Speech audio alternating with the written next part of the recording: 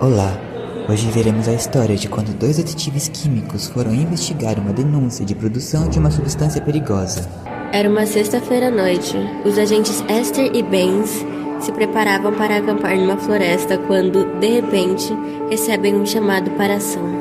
A denúncia era de um funcionário de laboratório da cidade e dizia que existia um químico malvado criando uma substância perigosíssima para toda a população. Então, lá foram eles, pelas ruas vazias, na escuridão da noite, iluminada somente pela luz da lua cheia. Quando finalmente chegaram ao local, se depararam com a cena. Era um lugar bagunçado, tinham vidrarias espalhadas por todos os lados, tubos de ensaio sem identificações, com soluções de diversas cores.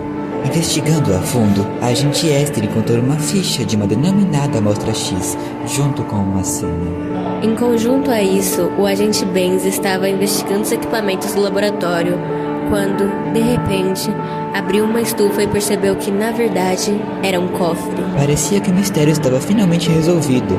Os agentes desbloquearam o cofre e então tinha um tubo de ensaio tampado, identificado por X, que continha uma substância incolor. Junto desse tubo de ensaio com essa substância misteriosa, encontravam-se registros. Eram gráficos de dados analíticos instrumentais construídos pelo químico malvado. Os agentes Benz e Esther, especialistas em interpretação de dados analíticos, ao observarem os gráficos, já sabiam de quais técnicas se tratavam. O químico mal tinha produzido uma substância orgânica, isso era fato, pois se tratavam-se de análises de espectroscopia do infravermelho, espectrometria de massa e ressonância magnética nuclear. Agora, os detetives estavam quase solucionando o caso. Só bastava analisar os gráficos e descobrir qual era a tal amostra. Fizeram uma análise do espectro no infravermelho. Observaram bandas em regiões que indicavam vibrações moleculares interessantes. Haviam bandas nas regiões de 690 a 750, 1500 a 1630 e 3050, que evidenciavam uma coisa: a amostra tinha grandes chances de ser uma substância aromática. Porém, tinha mais alguma coisa para se analisar naquela amostra. As vibrações moleculares indicadas pelas bandas de 1150 a 1350 e 3300 a 3500 indicavam a presença de uma fusão diferente: amina. A próxima análise que os agentes realizaram foi a de espectrometria de massa. Logo perceberam que o pico base era em 93 MZ. Esse pico indica a estrutura da molécula inteira, que saberiam qual é mais tarde.